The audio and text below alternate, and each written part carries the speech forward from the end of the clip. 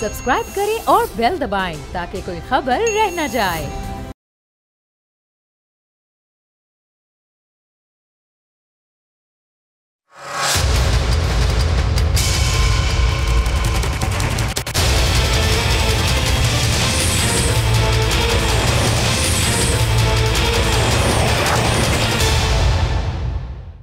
बिस्मिल्लाहिर्रहमानिर्रहीम, अस्सलाम वालेकुम। मैं हूं जैस्मीन मंजूर और आप देख रहे हैं प्रोग्राम बस बहुत हो गया। नाज़रीन, आपको पता है कि जलसे, जुलूस और उसके साथ साथ बयानात अरूज पर हैं, बिल्कुल उसी तरह जिस तरह 8 तारीख फरवरी की करीब आती जा रही है। बस कुछ ही महीनों की बात है, बल्कि मैं तो ये कहूंगी अभी कुछ हफ्तों की बात है।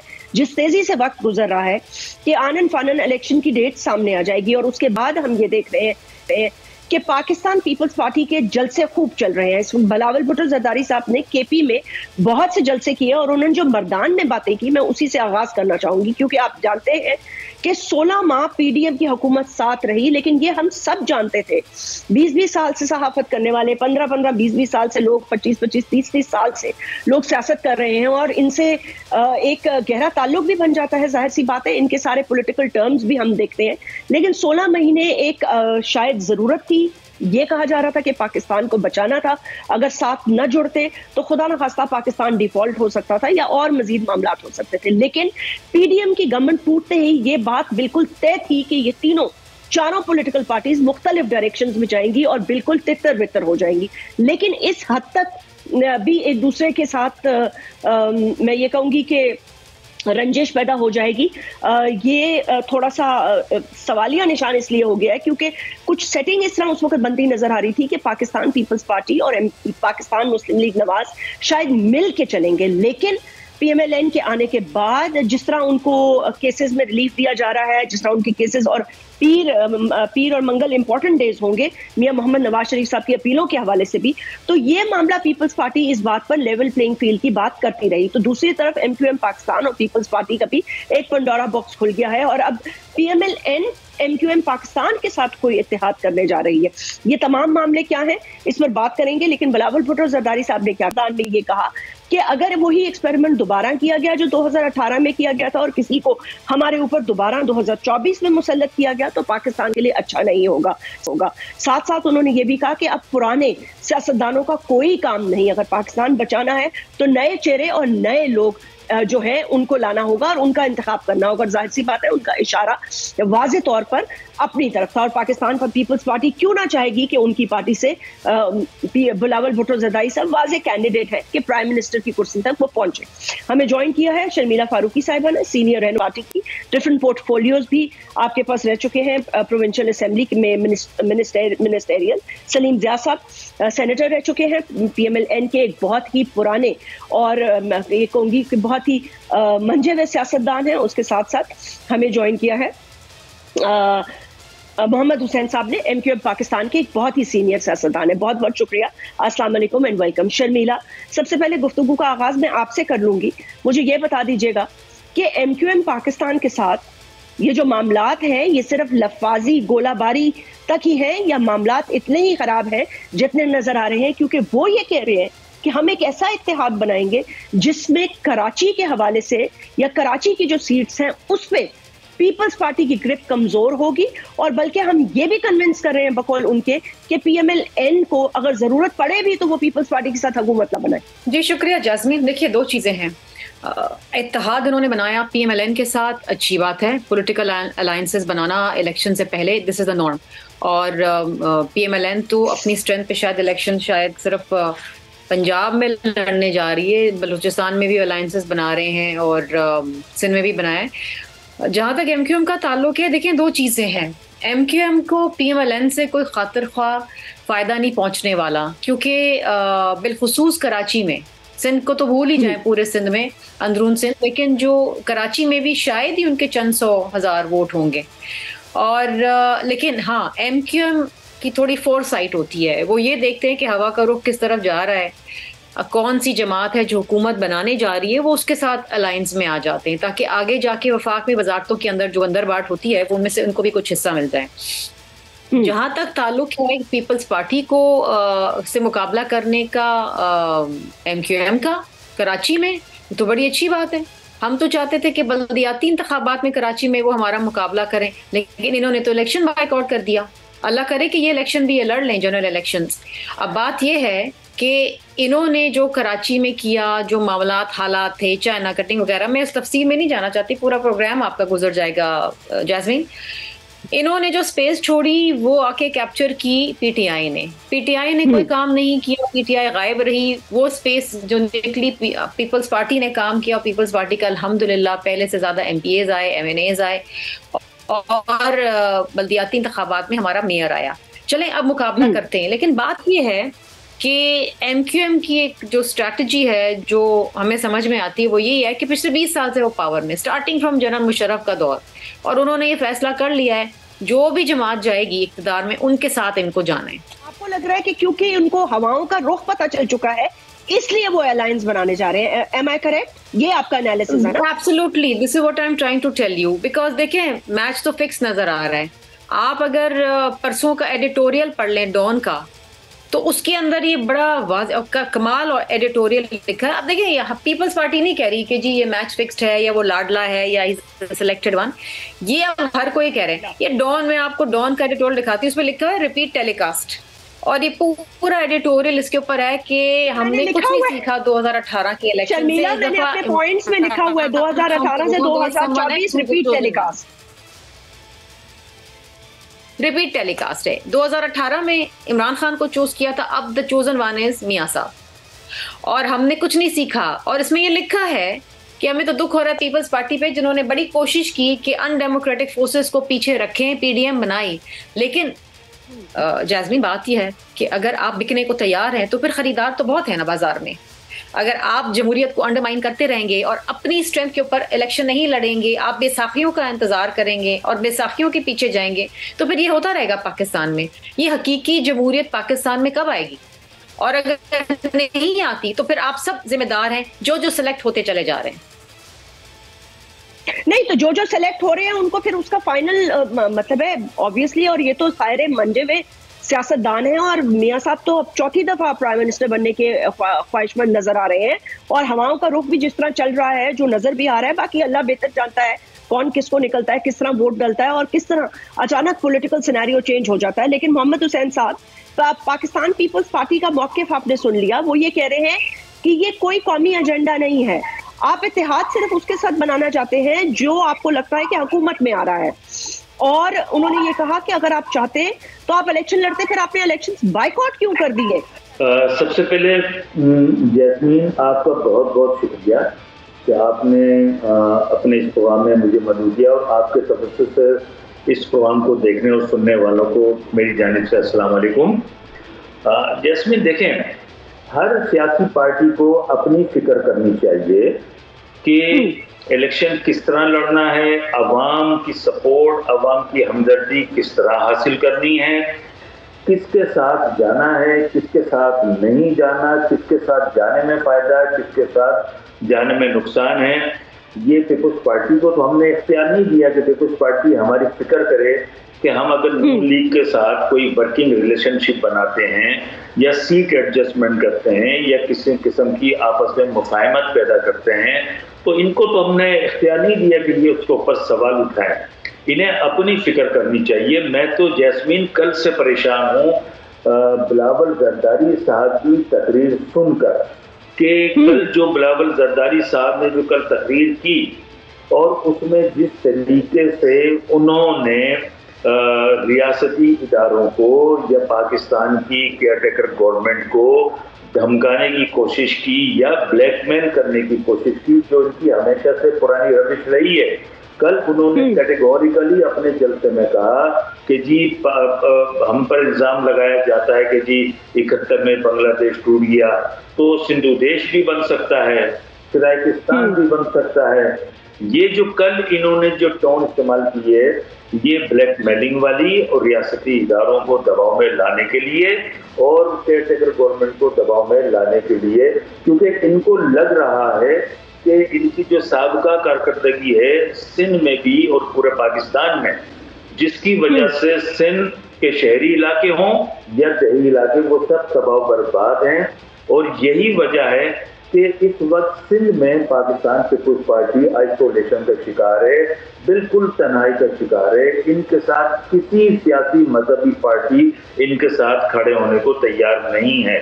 और एनक्यूएम ने जो मूव फॉरवर्ड किया है, जो अपनी पॉलिसी बनाई है अवाम के अंदर मकबूलियत हासिल करने के लिए, अवाम की सपोर्ट हासिल करने के लिए, हमने जो वे फॉरवर्ड जो चुना है, हम जो उस पर चलते हुए आगे बढ़ रहे हैं। अल्हम्दुलिल्लाह पाकिस्तान पीपुल्स पार्टी ने जिस तरह अपनी कोशिशें, काविशें और सियासी चालें चलकर अरबों रुपए लगाकर एनक्यूएम को जिस तरह इन्होंने बिखेर दिया था, एनक्यूएम को आइसोलेट कर दिया था मंफी प्रोपेगेंडा के जरिए, हमने उस सारी इनकी कोशिशों काविशों को नाकाम बनाकर अब हम अपनी मेन स्ट्रीम में आ गए। आज अल्हम्दुलिल्लाह मुस्लिम लीग नून भी हमारे पास आ रही है, हमसे बात कर रही है। JUI फजलुर रहमान, मोहम्मद हुसैन साहब, एक छोटा सा सर, एक छोटा सा सवाल मैं आपसे करना चाहती हूँ। नहीं, आपको याद होगा, मतलब अब तो शायद पता नहीं, चले छोड़े तो माजी की बात हो गई, लेकिन आपके पास तो हमेशा हर पार्टी चल के आई है इलेक्शन से पहले। क्या PMLN आपके पास पहले नहीं आई? जी बिल्कुल बिल्कुल आई। 2014 में भी आई थी, फिर 2018 में तहरीके इंसाफ का वक्त आपके पास आया था, फिर उसके बाद पीपल्स पार्टी तो आपके पास आती ही रहती है और आप भी उनके पास जाते रहते हैं। तो मुझे ये समझ में नहीं आ रहा कि सारी पॉलिटिकल 16 महीने इकट्ठे गुजारने के बाद और फिर एक ऐसा मुआहिदा जिसमें हम ये कह रहे थे, और अब आप ये कह रहे हैं कि पीपल्स पार्टी ने गारंटर्स को भी रुस्वा किया और उस मुआहिदे पर अमल नहीं किया, जिसकी वजह से वोट ऑफ नो कॉन्फिडेंस में आपने इनका साथ दिया और रात को 2:30 बजे आप लोगों से ये मिलने आए। देखिए, मैं यही आपसे कह रहा था कि देखिए 1988 से 3 मरतबा तो पाकिस्तान पीपुल्स पार्टी हमारे पास आई, हमसे मिन्नतें समाजतें करके, हमसे रिटन एग्रीमेंट करके हमसे इन्होंने सपोर्ट हासिल की। 3 मरतबा नून लीग ने हमसे सपोर्ट हासिल की, 1 मरतबा PTI ने हमसे सपोर्ट की, लेकिन किसी ने भी हमसे जो मुफाहमत की थी, हमसे जो वोट किए थे, जो एग्रीमेंट किए थे, उस पर किसी पे इन्होंने कंप्लायंस नहीं किया। पीपुल्स पार्टी का तो अभी हमने ताज़ा जैस्मिन घाव खाया हुआ है। 30 मार्च 2022 को जो 28 नुकाती एग्रीमेंट हमारा हुआ, इसकी वजह से वर्किंग रिलेशनशिप हमारा बना। तो मैं कह रहा था कि 2015 के बाद जब 2016 से 6-7 साल का जो ये हमने पीरियड गुजारा है, इसमें हमें आइसोलेट कर दिया गया था। ठीक है सर, मैं जरा सलीम ज़िया साहब से मौक़िफ़ ले लूं, फिर ये जो आपने बातें की हैं मैं शर्मिला साहिबा से फिर पूछ लूंगी कि आपके साथ हमेशा क्यों ये होता है कि मुआहिदा होता है और मुआहिदे पे अमल नहीं होता। सलीम ज़िया साहब, पाकिस्तान की सियासत में जाहिर सी बात है बहुत सारी बातें जो है वो मंजर आम पे आ रही हैं। अच्छा, पीपल्स पार्टी का एक अपना गिला MQM का और MQM का पीपल्स पार्टी के साथ हो सकता है सिंध के हवाले से, कराची के हवाले से, लेकिन मुझे ये बताइएगा कि PMLN के हवाले से जो पीपल्स पार्टी के इस वक्त खदशात हैं, जैसे उन्होंने जिस एडिटोरियल की बात की, या आने वाला हफ्ता आपको पता है कि मियां मोहम्मद नवाज शरीफ आपके लीडर के लिए कितना इंपॉर्टेंट है, सुप्रीम कोर्ट में उनके केसेस के हवाले से जो नैब रेफरेंसेस के हवाले से जो सुनवाई है, आप ये कहते हैं कि इंसाफ हो रहा है, वो ये कहते हैं कि लाडले का खेल दोबारा हो रहा है, तो इसमें से कौन सी बात हकीकत है? जैस्मीन, बात ये है कि इसमें लाडला होने की तो बात नहीं है, इसमें तो बल्कि उनके साथ जो उनके साथ ज़्यादतियाँ हुई हैं, जो जुल्म हुआ है उनके साथ, उनकी बेटी के साथ, हमारी क़यादत के साथ, उसका अज़ाला का वक्त आ गया है। और अगर कुछ लोगों को एहसास हो रहा है कि उसका अज़ाला होना चाहिए, तो इसमें बुरा मानने की क्या बात है। आपको याद होगा कि मियां नवाज शरीफ साहब को एक बहुत ही भोंडे केस में, वो पनामा केस में बंद किया गया था, और कई मेरे ख्याल कोई 250 पेशियों के बाद फिर आखिरी फ़ैसला ये हुआ कि जनाब ये वो तो केस पे कुछ नहीं है, तो अहकामे पे पूरी हुकूमत को ख़त्म कर दिया गया, उनकी वजारत उज़्मा ख़त्म कर दी गई और उनको घर भेज दिया गया। और वही नहीं बल्कि सारी क़यादत जो है वो भी जेलों में चली गई। और ये ऐसी मिसाल कायम की थी जिसका मेरे ख्याल सबको अंदाज़ा है।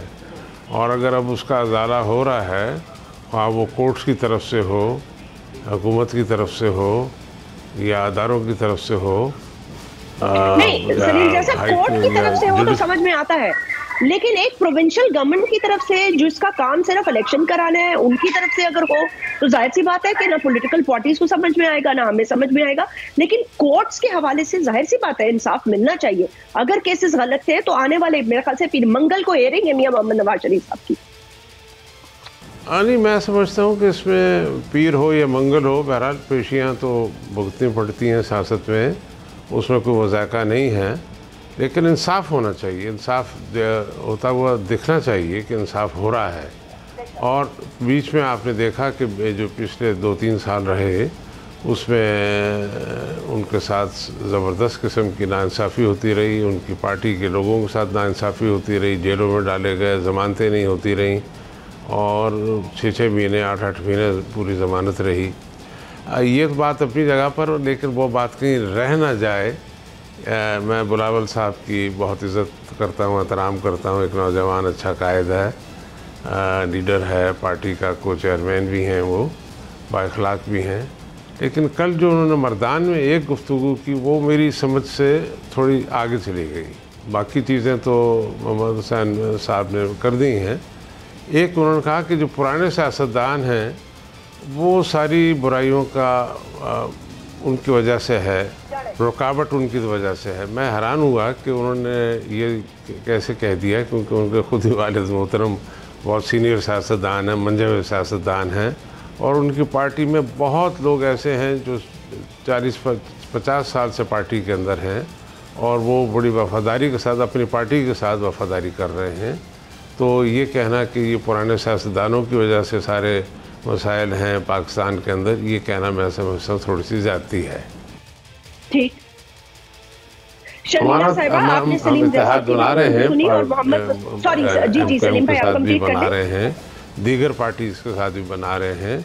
और उसकी बुनियादी वजह ये है जैस्मिन कि आप भी इस बात को मानेंगी और लोग भी मान रहे हैं कि इस वक्त जिस दौर से पाकिस्तान गुजर रहा है उसमें एक सियासी पार्टी का काम नहीं है कि वो इन मामलात को हल करे।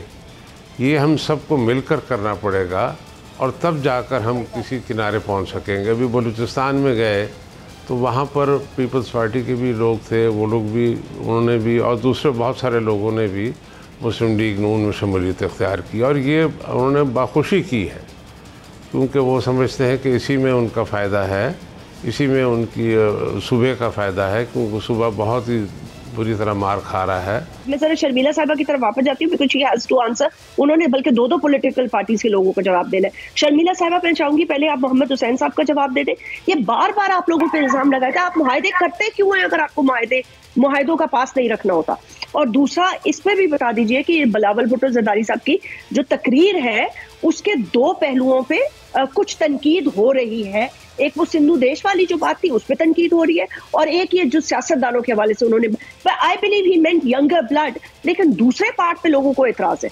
देखिए जैस्मीन, जहाँ तक मोहम्मद हुसैन साहब का ताल्लुक है, जाहिर बात है उन्होंने तनकीद करनी है। वो जो एक रवायती तरीक़ेकार इनकी सियासत का रहा है ना, कि ये 5 साल किसी हुकूमत के साथ बड़ा इंजॉय करते हैं अपनी वजारतें, अनफेटर्ड पावर।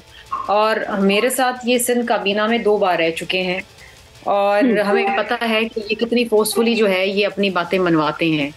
जब इनको लगता है कि हुकूमत गिरने वाली है या चेंज होने वाली है तो ये को बहाना करके हमसे वादे जो किए थे वो पूरे नहीं हुए या हमें फंड्स नहीं दिए कराची के लिए, फला करके कोई ना कोई इशू बना के ये छोड़ देते हैं।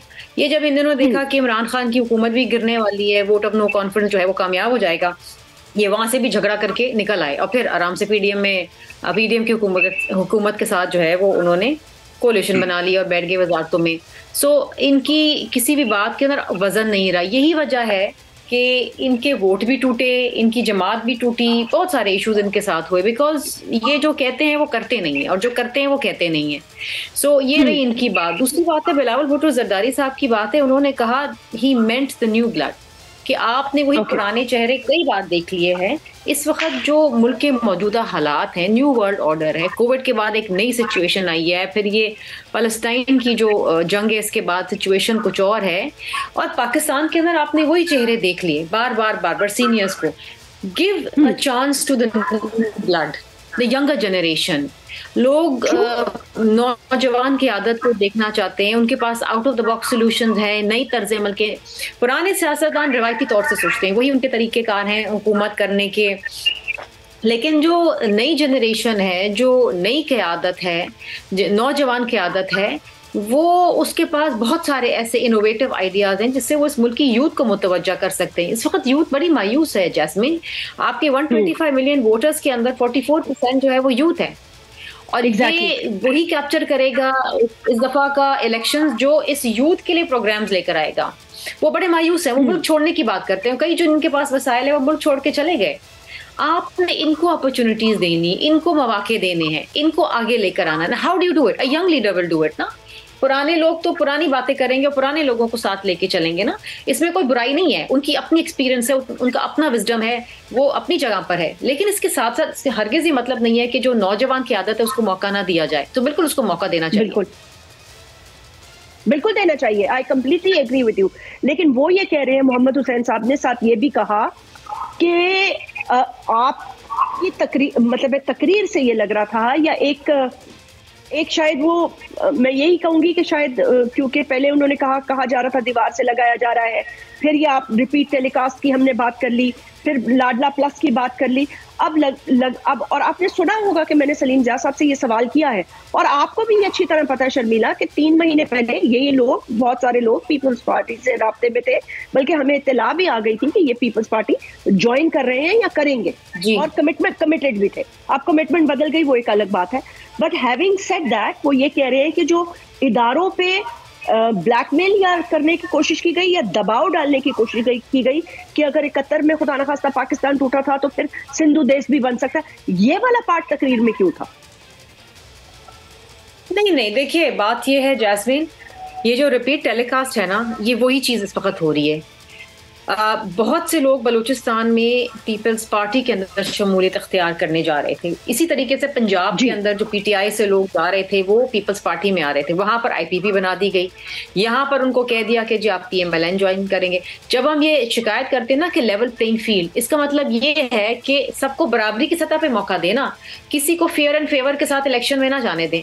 अब रिगिंग क्या होती है? Not only on the day of the poll कि आप ठप्पे लगा रहे हैं या आपने RTS बिठा दिया या फला कर दिया, ये जो प्री रिक्विजिट होता है all the way till elections, इसके अंदर जब आप इलेक्टेबल्स को रोक दें किसी एक जमात में जाने से और कहें कि जी दूसरी जमात में जाओ क्योंकि उसको आपने जितवाना है और उसको आपने सपोर्ट देनी है, तो ये भी प्री पोल रिगिंग है और ये मेजर रिगिंग है। मेजर रिगिंग ये होती है। एक छोटा सा ब्रेक लें, ब्रेक के बाद गुफ्तगू जारी रहेगी। जिस पॉइंट पे शर्मिला ने बात की उस पर भी बात करेंगे और ये भी बात करेंगे, ये बड़ी अहम बात उन्होंने कर दी कि अपने मफाद की बात हो रही है, इस वक्त मुल्क के मफाद की बात होनी चाहिए। तो वो सारी बातें जो पहले हो रही थी वो अब नहीं हो रही। इस ब्रेक के बाद हम उस पर भी बात करेंगे।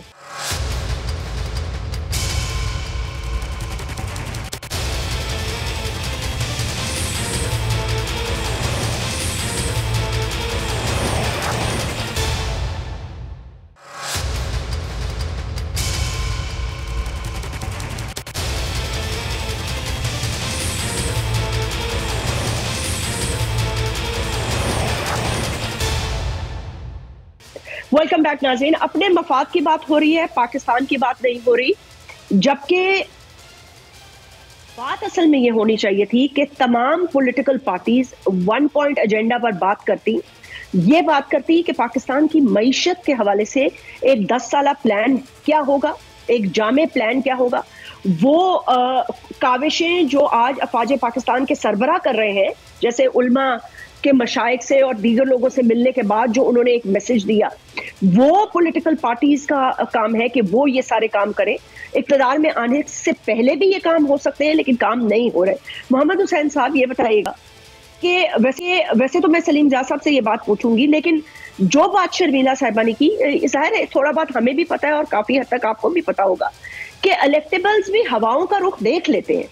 अब क्या ये बात दुरुस्त है कि इलेक्टेबल्स को कहा जाता है, तो क्या इलेक्टेबल्स की अपनी कोई सोच विचार नहीं? क्या वो कमिटमेंट करने के बाद कमिटमेंट चेंज कर सकते हैं? शर्मिला साहिबा कह रही है कि बहुत सारे लोगों ने जो तहरीक इंसाफ से टूटे, उन्होंने पीपल्स पार्टी में शमूलियत इख्तियार करनी थी, नहीं की। तो ये बात उनकी ठीक है, सदन पंजाब के खासकर लोगों ने हमें खुद बताया। फिर बलूचिस्तान के हवाले से क्या वजह है कि वो अपनी कमिटमेंट तोड़कर अब PMLN में जा रहे हैं? क्या आपको भी लगता है कि यहाँ पे फेवरेटिज्म हो रही है? देखें जैस्मीन, 2-3 चीजें हैं जिनका मैं जल्दी जल्दी क्विक जवाब दूंगा। शर्मिला साहिबा ने कहा कि मैं इनके साथ कैबिनेट में रहा हूँ। मैं कभी भी पीपुल्स पार्टी के साथ बनने वाली कोalition गवर्नमेंट में मैं कभी नहीं रहा। ये मेरी खुशकिस्मती रही है और मैं चाहता हूं कि कभी मैं पाकिस्तान पीपुल्स पार्टी के साथ कोalition गवर्नमेंट में शामिल हूं, इसलिए कि मेरी 1992 से जो स्ट्रगल है, जो जिद्दोजहद है, वो पाकिस्तान पीपुल्स पार्टी की जितनी भी हुकूमतें आई हैं उन्होंने जो शहरी इलाकों में तबाही और बर्बादी की है, हमारे वोटरों को जो दीवार से लगाया है, जो तमाम सहूलियत छीनी है, उसके ऊपर मेरी पूरी जो जिद्दोजहद हो रही है। दूसरी बात ये कि ये शर्मिला फारूकी साहिबा कह रही हो या आसिफ अली जरदारी साहब कह रहे हो या बिलावल जरदारी साहब या इनके कोई और रहनुमा कह रहे हो, ये सारे हवाओं में बातें क्यों कर रहे हैं? मिसाल के तौर पे ये कहते हैं कि जी हमें लेवल प्लेइंग फील्ड नहीं मिल रही, तो भाई आपको कौन नहीं दे रहा है? नंबर 2 कि फलाना सियासतदान फलाने एक्स पार्लियामेंटेरियन हमारी पार्टी में आने वाले थे, उन्हें रोक दिया गया। कौन रोक रहा है? कौन इनटू लेवल प्लेइंग, यानी ये सारी बातें हवाओं में कर रहे हैं। इनमें इतनी हिम्मत जरूरत नहीं है, इतनी बड़ी पॉलिटिकल पार्टी है कि वो उन कुव्वतों की का नाम तो लें कि कौन ये पॉलिटिकल डेमोक्रेटिक सिस्टम को खराब करने में कोशिशें कर रहा है, कौन पीपुल्स पार्टी को नुकसान पहुंचा रहा है, कौन नवाज शरीफ साहब को लाडला बना रहा है। ये सारी बातें हवाओं में कर रहे हैं। तो मेरे नजदीक जैस्मिन इन बातों की कतन कोई अहमियत नहीं है। दूसरी बात ये कि नून लीग के साथ जो हमारे डायलॉग हो रहे हैं, 2 सिटिंग हुई है, अभी तो ये इनिशियल स्टेज पर है। इलेक्शन आने तक बहुत सारी चीजें तय होनी है और इलेक्शन के बाद फिर जब हमारे लोग मुंतखब होंगे, उनके लोग मुंतखब होंगे, गवर्नमेंट की क्या सूरत हाल बनती है उस वक्त। अभी तो ये हमारा एजेंडा इनके साथ ये है कि जी नंबर 1 मुल्क की मईशत को किस तरह बेहतर बनाया जा सकता है, नंबर 2 मुल्क की इंटरनल और एक्सटर्नल जो हमारी जो थ्रेट्स हैं, अमनो अमान की सूरत हाल है, उससे किस तरह निपटा जाता है। पाकिस्तान के अंदर अमनो सलामती कैसे बेहतर हो।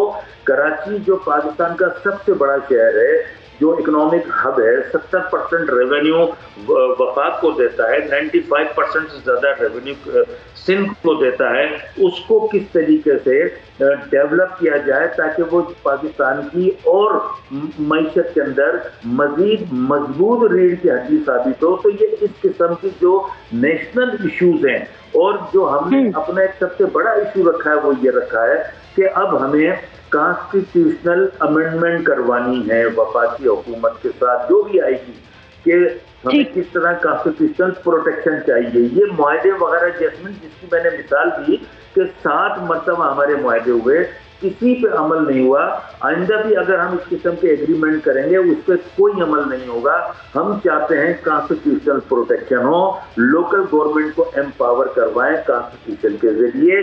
इसी तरीके से सेंसस का जो अमल है इसके तो वो हम कई चैप्टर हमने पूरी तैयारी की है कि किस तरीके से मईशत को बेहतरी के लिए कॉन्स्टिट्यूशन में अमेंडमेंट आनी चाहिए, किस तरह जमहूरियत को मजीद मजबूत मुस्तहकम करने के लिए अमेंडमेंट आनी चाहिए। जैस्मिन आपको भी सुन के हैरत होगी, पाकिस्तान में 5 लोग हैं जो ताकत का सर चश्मा है। नंबर 1 प्राइम मिनिस्टर और 4 सूबों के वज़राए आला, सारे इख्तियारात इन 5 अफराद के पास हैं। वफाक के पास जो इख्तियारात हैं वो वहां से फंड्स वगैरह जो कुछ देता है वो वजीर आला को चले जाते हैं। अब वजीर आला बादशाह है, जिसको चाहे दे, जिसको ना चाहे ना दे। हम ये सारी चीजें कॉन्स्टिट्यूशन में अमेंडमेंट के जरिए एम्पावर करना चाहते हैं। लेकिन ठीक एक सेकंड मोहम्मद हुसैन साहब, ये बातें आपकी बहुत रीजनेबल है और बहुत सेंसिबल है और मैं इन बातों से काफी हद तक, इन अमेंडमेंट से मैं पर्सनली अपनी जात की हद तक मैं एग्री करती हूँ कि मुल्क के मफाद में होगा, क्योंकि मैं बिलीव करती हूँ कि जो ताकत का सर चश्मा है वो एक जगह नहीं होना चाहिए। पावर जो है वो डिस्ट्रीब्यूटेड होनी चाहिए and it should be at the lowest level, यानी कि जो हल्का और गली मोहल्ले के लोग हैं ना वो एम्पावर्ड होने चाहिए।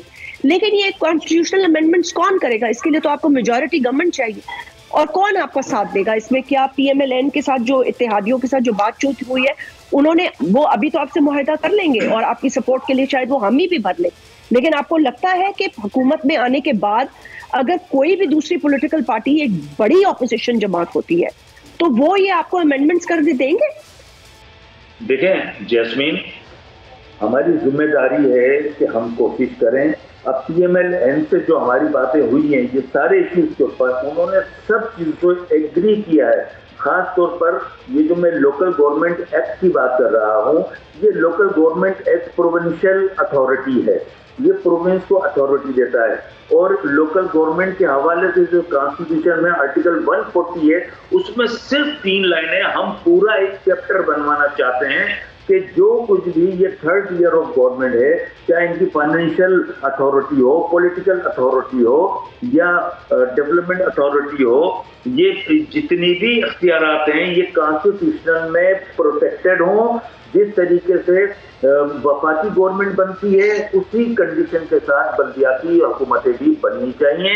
वही सारे इख्तियारात इनको अगर होंगे तो ग्रास रूट लेवल पर गलियों में, मोहल्लों में, तालीमी सहूलियात, ये सारी चीजों के ऊपर फिर फंड्स अवेलेबल होंगे। अभी तो सारे डिवोल्यूशन ऑफ पावर हुआ, जिसमें 18वीं तरमीम हुई। हम आखिरी पार्टी थे जो हम आसिफ अली जरदारी साहब के कहने से एग्री हुए, जब उन्होंने यकीन दहानियां की कि आप हमें इसके ऊपर सिग्नेचर कर दें, हम डिवोल्यूशन करेंगे। जैसे ही वफाक से ये सारे महकमे डिवॉल्व होंगे 18 अमेंडमेंट के थ्रू, तो फिर हम ये सारे महकमे डिवॉल्व कर देंगे लोकल गवर्नमेंट्स को। उन्होंने ये सारे इख्तियारात वफाक से ले लिए और वफाक से इख्तियार लेने के बाद वजीर आला साहब उसके ऊपर सांप बनकर बैठ गए। अब सारे इख्तियारात उनके पास हैं, वो चाहे कराची को पैसे दें ना दें, उनका दिल चाहे लाड़कानों को पैसे दें ना दें, किसको कितने पैसे दें, सिंध हुकूमत हो या पंजाब हुकूमत यानी सूबाई हुकूमतें ये बादशाह वाला रोल प्ले कर रही हैं।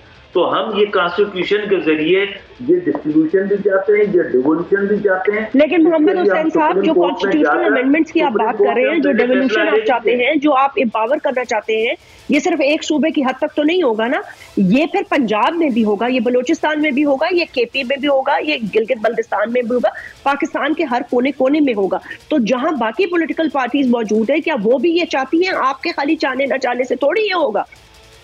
देखें, जब कॉन्स्टिट्यूशनल अमेंडमेंट आएगी ना, जिसमें वहाँ बाकायदा लॉबिंग होगी, अंडरस्टैंडिंग डेवलप होगी, अमेंडमेंट पार्लियामेंट के अंदर आएगी, वो अमेंडमेंट कमेटीज को जाएंगी, कमेटियों में तमाम पॉलिटिकल पार्टीज के लोग होते हैं। जब वो पहले से ही एग्रीड होंगे तो उस कमेटी से ये अमेंडमेंट पास होकर पार्लियामेंट में आ जाएगी।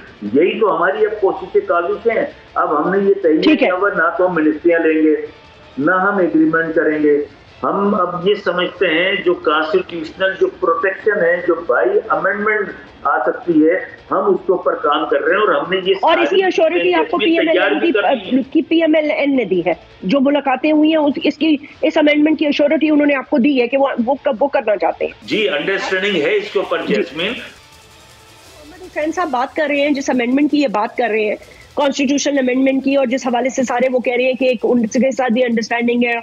और चलिए, तो वो ये वाली बात हो गई ना कि ये तो बहुत दूर की बात है, पहले इलेक्शंस हो जाएं, पहले जीत जाएं, पहले पार्लियामेंट में आ जाएं, पहले वजारतें ले लें, पहले वजारत उज़्मा का हल्फ ले लें, उसके दूर की बात है। लेकिन वो ये कह रहे हैं इस दफा हमारा फोकस ये है, तो इसमें पीपल्स पार्टी ऑन बोर्ड होगी। वो ये कहते हैं कि वजीर आला जो है वो सांप की तरह बैठ जाते हैं और जब उनका दिल करता है वो देते हैं और जब दिल करता है नहीं देते।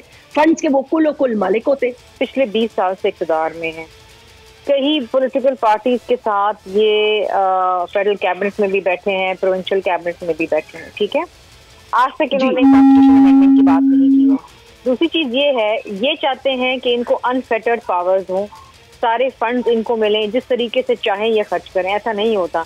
जब आप पब्लिक मनी को इस्तेमाल करते हैं तो एक तरीके कार होता है, और वो तरीके कार जो है वो सूबे का चीफ एग्जीक्यूटिव तय करता है, ठीक है। सूबे का चीफ एग्जीक्यूटिव होता है चीफ मिनिस्टर सिंध। वो सारे पैसों पे सांप की तरह क्यों बैठेगा? ये तो कोई बात ही नहीं है। बात ये है कि the captain of the ship in the province is the chief minister, चाहे वो सिंध हो, पंजाब हो, KP हो, बलूचिस्तान हो, विचेवर सूबा। और वो एक तरीके कार होता है। MPs को अपने तरक्याती फंड्स मिलते हैं, कुछ डिस्ट्रिक्ट गवर्नमेंट्स को मिलते हैं, अब बल्दियाती नुमाइंदे आ गए हैं, अब उनके जरिए ये सारी चीजें हो रही हैं। एक तरीके कार है, there is a process to everything. ये तो नहीं हो सकता कि इनकी मर्जी से आईनी तरमीम आए, इनकी मर्जी से कानून साजी हो, इनकी मर्जी से पैसे डिस्पर्स हो। ये तो नहीं हो सकता। ये 5 सीटों पे बैठ के इस तरह ब्लैकमेलिंग नहीं कर सकते। और इनका मसला पता है क्या है? मसला ये है कि ये पहले इनके पास होती थी 20-25 सीटें वफाक के अंदर, अब ये रह श्रिंक होके 6। उसके ऊपर भी अनफॉर्चुनेटली क्योंकि इतनी पोलराइजेशन है मुल्क के अंदर के कोलिशन गवर्नमेंट बनाने के लिए इनकी जरूरत पड़ जाती है। वो 5 सीटें इधर या उधर जाएं तो वो मामला इधर या उधर हो जाता है। तो ये उसके ऊपर इतनी ब्लैकमेलिंग करते हैं। अब यहाँ पर आप मुझे बताएं, जब इनके पास अनफेटर्ड पावर से कराची में बेतहाशा चाइना कटिंग हुई, वो दौर आपको याद है, बोरी बंद लाशें मिली, फिर जितनी एमिनिटी प्लॉट थे उसके बाद शादी हॉल्स बन गए, ये इन्हीं के दौर में हुआ है ना। ये कौन सी अवाम की खिदमत थी? इसका तो जवाब ये देते नहीं है कभी, जैसे कि इन्होंने कुछ भी नहीं किया उसमें। पीपल्स पार्टी ने तो वो खत्म करी। देखें ना, हकीकत तो यही है ना। उस वक्त का दौर देखें और आज का दौर देखें, कराची एक आवाज के ऊपर बंद हो जाता था। क्या आपको याद है जैस्मीन, आप कराची की रहने वाली हैं, you know we have seen those time कि किस तरीके से कराची जो है within minute shut down हो जाता था। बोरी बंद, एक दिन में कोई 10-10 बोरी बंद लाशें मिलती थी, टारगेट किलिंग्स हो रही होती थी, चाइना कटिंग के बेशुमार वो मामला थे, कहाँ नहीं शादी हॉल्स बन गए एमिनिटी प्लॉट्स के ऊपर। ये सारी चीजें एक हकीकत है ना। अब आप ये ना हकीकत है, पर देखें this is true, Karachi has a very bloodied history. We completely, मतलब हम उसको भूल तो नहीं सकते, लेकिन हम आगे तो बढ़ सकते हैं। लेकिन अब इस चीज का इल्जाम इनको देना मतलब है, क्योंकि ये तो अपने रास्ते बिल्कुल जुदा कर चुके हैं ना शर्मिला। और ये तारीख कोई बहुत पुरानी नहीं है, ये तारीख है मुशर्रफ के दौर की, और उससे पहले और उसके बाद भी ये तारीख रही है। और ये कोई अभी कोई 5-6-7-10 साल पहले की बात है। तो उस दौरान इनको ये चीजें याद नहीं कराएं। कॉन्स्टिट्यूशनल अमेंडमेंट अच्छी बात है कि मुनसिफाना शफाफ तरीके से फंड डिस्बर्स हो, तरक्याती काम सही हो, फला हो, लेकिन बात ये है ना कि आप बात इस तरह करते हैं जैसे कि ये जो सारे काम हुए हैं ये कोई पिछली सदी के अंदर हुए हैं। ऐसा नहीं हुआ भाई। कि 12 मई का आपको याद है जैस्मीन, यू रिमेंबर 12 मई याद है ना आपको? याद है, मुशर्रफ की हेल्प करी थी, क्या हुआ था उस दिन? वो तारीख, पाकिस्तान की तारीख पे एक भद्दा, जिस तरह 9 मई है वो 12 मई भी एक तारीख है पाकिस्तान में, जिसको हम याद नहीं रखना चाहते हैं। ये कितनी भयानक दिन था वो। फिर वो बल्दिया फैक्ट्री के अंदर जो आग लगी थी वो भी हमें याद है। उसमें कौन लोग मुलव्वस थे? मतलब यू नो, अब ये कहना कि जी हर चीज का इल्जाम ठहराना कि जी पीपल्स पार्टी को ही कहना, तो पीपल्स पार्टी ये काम नहीं करती है। पीपल्स पार्टी खिदमत करती है, वोट मिलते हैं। भाई आपने क्यों बल्दियाती इंतखाबात अभी कराची के बाइकआउट किए? आप आते ना मैदान में, दूध का दूध पानी का पानी हो जाता कि कितनी सीटें आपको मिलती हैं। फिर आप शोर करते हैं कि पीपल्स पार्टी का मेयर क्यों है। भाई आप आए ना मैदान में, अभी आप मुकाबला करने चले जनरल इलेक्शन में, आप पहले बल्दियाती इंतखाबात में एक ट्रेलर तो दिखाते ना उस मुकाबले का हमें, वहां से आप मैदान छोड़ के भाग गए। मोहम्मद हुसैन साहब आपको जवाब देना चाहते हैं, फिर मैं वरना सलीम ज़िया साहब का मौक़िफ़ ले लूं। जी, मैं बिल्कुल इसके ऊपर रिस्पॉन्ड करूंगा। और जैस्मीन थोड़ा तसल्ली से सुनिएगा, मैं जो बातें नहीं करना चाह रहा था, शर्मिला साहिबा ने मुझे ये मौका फराहम कर दिया। अब पता नहीं ये उस वक्त पैदा भी हुई थी नहीं हुई थी, मैंने तो इनको जेल में आते जाते इनके वालिद और इनके चचा से मुलाकातें करते हुए देखा था, जो बड़ी यंगर एज में ये थी। पाकिस्तान पे तो ये जो मसले मसाइल गिना रही है ना, इनके ऊपर इल्जाम लगा रही हैं। पाकिस्तान को 2 लाख किसने किया 71 में? PIA का तैयारा किसने अगवा किया? सिंध की जेलों से दहशतगर्दों को रिहा करवा के पाकिस्तान पीपुल्स पार्टी के लोग काबुल लेके गए, तैयारा अगवा करके। सैकड़ों की तादाद में दहशतगर्दों को इन्होंने रिहा करवाया। नेशनल रिफाइनरी पे पीपुल्स पार्टी वालों ने रॉकेट लॉन्चर से हमला किया। लसानी फसादात इन्होंने सिंध में करवाए। अंदरून सिंध से माजरों की तमाम जो जायदादें थी, जमीनें थी, उन पर कब्जा करके उनको लसानियत के नाम पर भुट्टो के टाइम पर निकाला गया। कोटा सिस्टम का बिल लाए गए। नेशनलाइजेशन की पॉलिसी पर तमाम महाजरों के बैंकों को, उनकी सनतों को, उनकी एजुकेशनल इंस्टीट्यूशन को जुल्फिकार अली भुट्टो ने सबको कोमियाया गया। अगर ये सारी ये शर्मिला साहिबा बातें कर रही हैं, ये अगर ये कह रही हैं 12 मई के बाद 2008 में ये हमारे साथ गवर्नमेंट में इन्होंने शामिल, हमें अपने साथ किया ना, 2013 में अपने साथ गवर्नमेंट में शामिल किया। ये थूक के काटने वाली आदतें इनकी कब खत्म होंगी? कि MQM पर इल्जामात ये सारे पुराने, और फिर ये चाइना कटिंग, ये जो भी बातें कर रही हैं जिसमें कोई सच्चाई नहीं है, कोई हकीकत नहीं है, लेकिन जब ये इल्जामात हैं हमारे ऊपर, तो इन्होंने MQM को 2008 में अपने साथ गवर्नमेंट में सूबाई हुकूमतों में क्यों शामिल किया, 2013 में भी शामिल किया, हम 2013 में 1-2 महीने के बाद निकल गए। तो ये अपने माजी पर नजर डालें। पाकिस्तान की सबसे बड़ी दहशतगर्द जमात पाकिस्तान पीपुल्स पार्टी रही है, सबसे बड़ी मोहम्मद हुसैन साहब ऐसे करते हैं कि ये छोड़ देते हैं, इसमें हम नहीं जाते, तलखियां मजीद नहीं बढ़ाते। पार्टी अपने हल्कों से किसी उर्दू बोलने वालों को सीट नहीं देती है, दें ये लियारी से किसी माजिर को, दें ये मलिक से किसी माजिर को, दें ये लाड़काना से। ठीक चले मोहम्मद हुसैन साहब, आई थिंक शर्मिला साहब ने भी कुछ तल्ख बातें कर दी। सर एक सेकंड बस, अब आपने भी काफी तल्ख बातें कर दी, मेरा मौके सुन ले। उन्होंने भी काफी, देखें पाकिस्तान इस वक्त मुतम्मिल नहीं हो सकता ना, आप भी एक पॉलिटिकल पार्टी हैं, वो भी एक पॉलिटिकल पार्टी है, वो भी एक हकीकत है, आप भी एक हकीकत है। अब सियासी मैदान में जाना होगा और आगे बढ़ना होगा। अगर हम पिछली बातें करते रहेंगे तो फिर हम आगे कभी नहीं बढ़ सकते। तो इस तलखी को मैं यहीं रोकूंगी, शर्मिला साहबा की तरफ से भी, आपकी तरफ से भी। लास्ट कमेंट में लेना चाहूंगी सलीम जा साहब, ये बताइएगा कि आने वाले दिनों में इलेक्शन के हवाले से पीपल्स पार्टी के साथ कोई राब्ता, कोई बातचीत, इनके जो गिले हैं या इनके जो कुछ शिकवे हैं, शिकायत है, वो आप दूर करना चाहेंगे? क्योंकि आपने 16 महीने इनके साथ हुकूमत की है।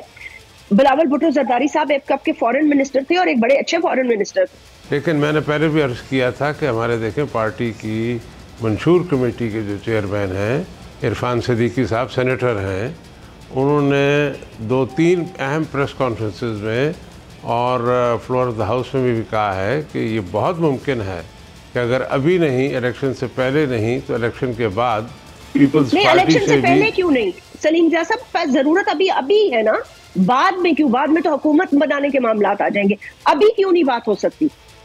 देखिए इस वक्त तो जाहिर है वो भी अपने आप को समझ रहे, कैंडिडेट समझ रही हैं कि भाई हमने हुकूमत कायम करनी है, और वो शायद इस वक्त मूड में नहीं है बात करने की, लेकिन उसकी गुंजाइश मौजूद है कि देखिए मैंने आपसे अर्ज़ किया कि ये काम एक पार्टी का नहीं है, और आपने भी उसमें बात कह दी, क्योंकि जिस मौशी हालात से पाकिस्तान गुजर रहा है उसमें हमारी पहली तरजीह जो है पाकिस्तान की मईशत को मजबूत करना है ताकि पाकिस्तान आगे चल सके, और उसमें हम हर पार्टी को दरख्वास्त करेंगे, हर पार्टी से कहेंगे, और हमारा भी मौक़िफ़ वही है कि एक सारे हम मिलजुल कर पाकिस्तान की मईशत को बेहतर करें, जो पाकिस्तान को ख़तरात हैं अंदरूनी बैरूनी उनका मुकाबला कर सकें, दहशतगर्दी का मुकाबला कर सकें।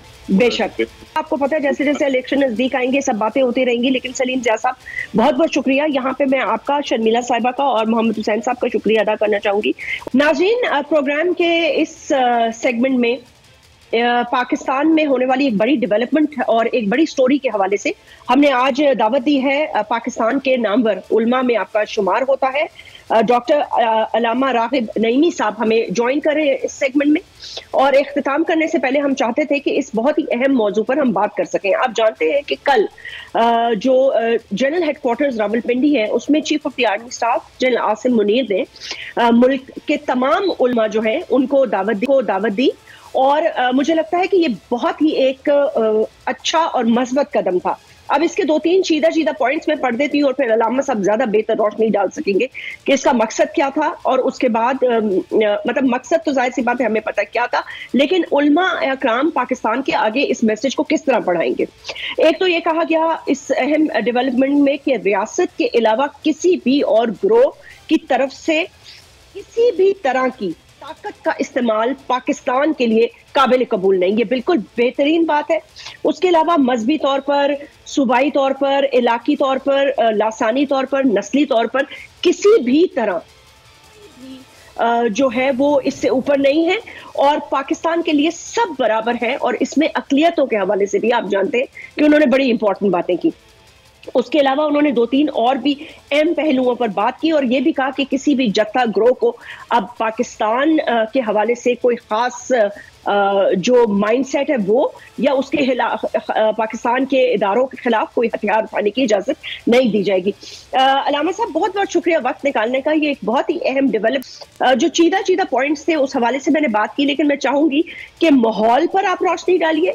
Chief of the army staff ने जब सबको मदऊ किया उसके बाद उलमा अकराम ने किस हवाले से वहां पर कोई कमिटमेंट्स की, उन कमिटमेंट्स को अवाम में आगे पहुंचाने का तरीकेकार क्या होगा। और जाहिर सी बात है जो आप लोगों ने एक फतवा निकाला या मैं ये कहूंगी कि एक मुश्तरका जॉइंट स्टेटमेंट निकाली, उस हवाले से सब उसकी बहुत ज्यादा तारीफ कर रहे हैं। बिस्मिल्लाहिर्रहमानिर्रहीम।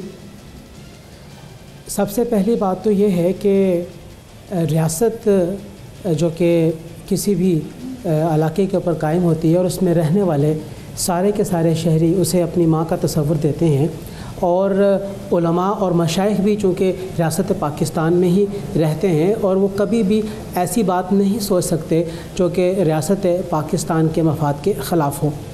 Chief of the army staff general Syed Asim Munir Sahib का उलमा और मशाइख को इकट्ठा करना और उनके सामने मुख्तलिफ़ मौज़ूआत के ऊपर बड़ी तफसीली गुफ्तगू और उसके बाद फिर उसका बहस में बदलना, सवाल और जवाब की नशिस्त, ये सारा का सारा मामला और अमल इसलिए था कि क्लैरिटी के साथ उलमा और मशाइख को पता लग जाए कि रियासत मुख्तलिफ़ मामलात जिसका ताल्लुक़ सोशल मीडिया, अफ़गानिस्तान के साथ मामलात, मुल्क के मईशत के हालात और फिर फ़लस्तीनी मुसलमान जो कि गज़ा में इस वक्त इसराइल के साथ नबर्द आज़मा है और वो इसराइल के जुल्म की चक्की में फंस रहे हैं, उन तमाम के ऊपर रियासत क्या सोच रही है और क्या चाहती है कि उलमा किस तरह उनकी मदद कर सके।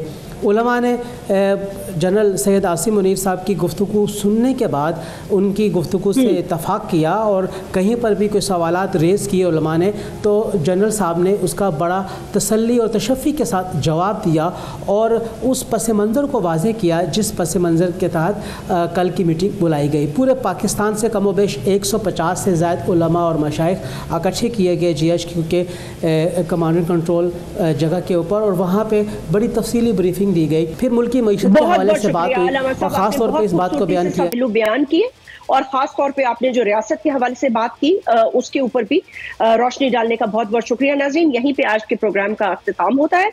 हम गुफ्तगू कर रहे थे इस सेगमेंट में डॉक्टर अल्लामा रागिब नईमी से। आप अपना ख्याल रखिएगा, आपसे कल मुलाकात होगी। अल्लाह हाफिज।